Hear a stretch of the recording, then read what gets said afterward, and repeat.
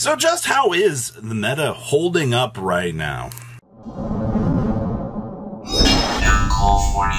Don't make 30% of you that have not smashed the ever-living crap out of that subscribe button. Smash it so you guys don't miss out on more awesome content. We have all of the raw data here.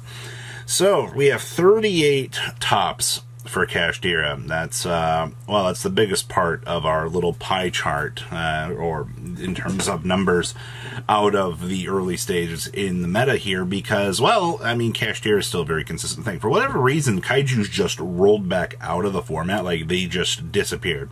So we're back to a Rise Heart Pass as a viable strategy yet again. Not really all that surprised to see the dial back and roll back here, but that's a thing. Now, there's the Sprite category at 33 tops for Sprite. Now, you have to remember this is going to be inclusive of every single Sprite variant out there, which is wild because you have, you know, Sprite Live Twin Runic, Sprite Melffy Adventure, Sprite Runic for Hire, Sprite Live Twin, Sprite Melffy Mutant.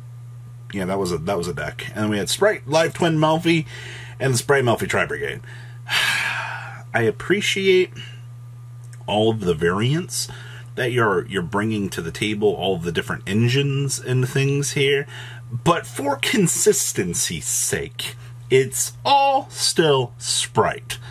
And I don't think that that's going to change, right? It's wild to me that the second most represented deck is just how many different things can we take and put into our deck? You know, like, oh boy, we're feeling daring today. We put a Tri-Brigade package with our Sprite deck, and we could have done For Hire. We could have done, I feel like the Evil Twin Runic variant with Sprite is like the best variant. I feel like it's ahead by about 1,000 miles in comparison to a lot of the other, you know, particular things that we've seen out here. So, you know, kind of keep that in mind. We also had 19 branded, so branded's kind of bringing it on up here on the back end of things, which I'm happy to see that branded is at the third most represented seat. And then you got Dragon Link out here. Dragon Link kind of bringing up the caboose on things at 16. So, I mean, your top four most represented decks are Kashtira, Sprite, Branded, Dragon Link. Well, that seems pretty standard. And you got Vanquished Soul coming in at number 5. Not all that entirely surprised to see that, because, I mean, that's pretty normal at this stage. We've definitely seen Vanquished Soul taking over very, very strongly out here. And then you have Labyrinth bringing it up with 13, which, once again, I'm not entirely too surprised about that. Now, things start to get a little bit more interesting. So once you get underneath Labyrinth, you start to see some different stories in the format. Obviously, the rogue section is always... Is that what we'd call underneath the rogue section? If you're underneath 10 tops, is that the official classification for it? Well, here's the thing. As soon as you get underneath Labyrinth, you hit the Tier Elements section at 6 tops, which is actually not bad. Tier, obviously, there might be one or two that were missed here, so disclaimer for, you know, the lower half of that. So Tier had 6 tops, which is pretty impressive, actually.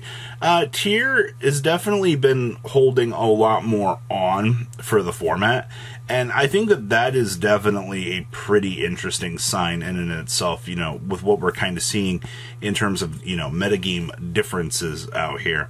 Gold Pride also coming in clutch here with a decent amount of tops at 5.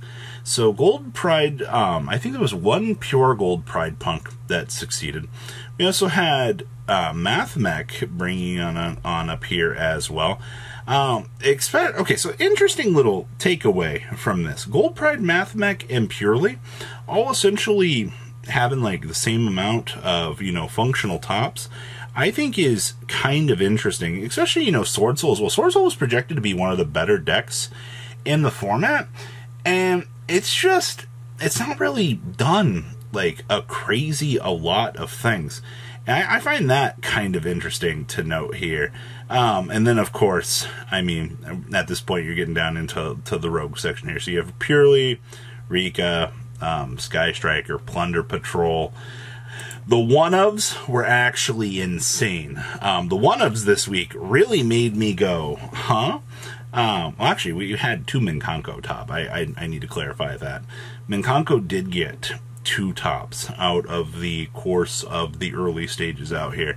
So before you're like, whoa, really? Yeah, it actually did. Minkanko was a very, very, very strong deck that came out of left field.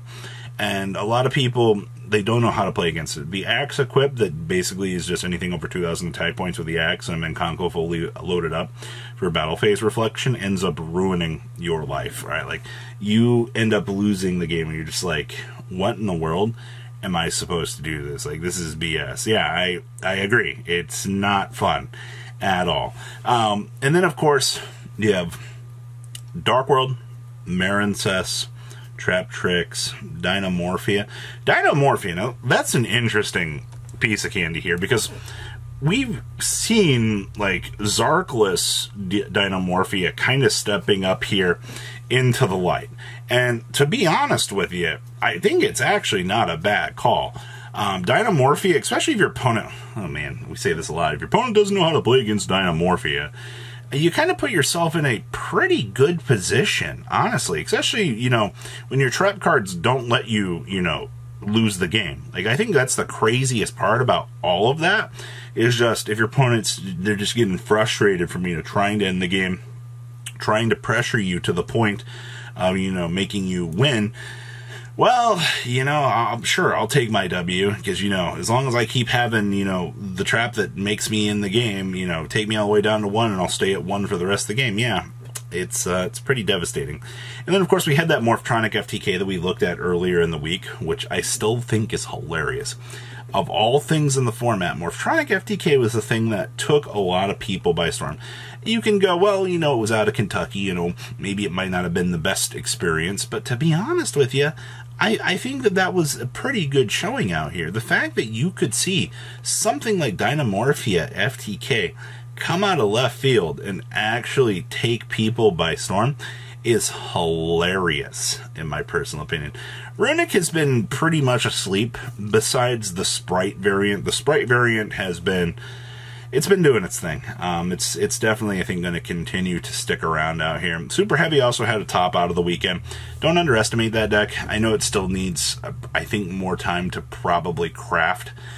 You're going to have to do a lot of innovation in order to get it off of the ground. But it's not to say that it's not entirely impossible. And then we had Synchron. This was, I believe, out of France, actually, where we had Synchron come out of nowhere and just take people by total surprise. And I actually think that that was pretty interesting to see. Especially, you know, pre-Duelist Nexus, nobody really expected that. And then, of course, we had Shark, which my friend ended up piloting out of the remote regional. We talked about that. That was very interesting to see. Especially, you know, you can get in, you know, rogue tops with things, especially if your opponents aren't too aware of how things work. And, you know, especially a goes and match interaction underneath the Shark, and the opponent's like, well, wait a minute, I can't play the game. Yeah, fundamentally, that's the whole point. You know, you roll that pseudo floodgate up, and you look at your opponent and go, hey, you know, like, I don't think you're playing the game today. And then we also had Exosister making a top as well. Now, as per usual, there's things that'll creep through the cracks. This is just, you know, what we were able to find, what we were able to process out of the week. But overall, the meta, it's still pretty much a redial of last format, but Rogue is succeeding a lot more. Hitting on into the WCQ season here, you're going to see a lot more interesting things taking place.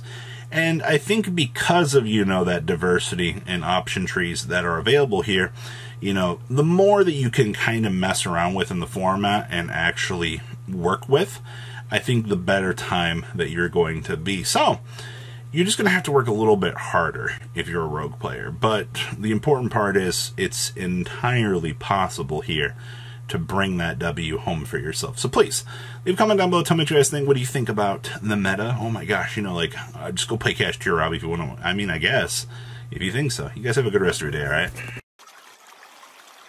Patrons, thank you.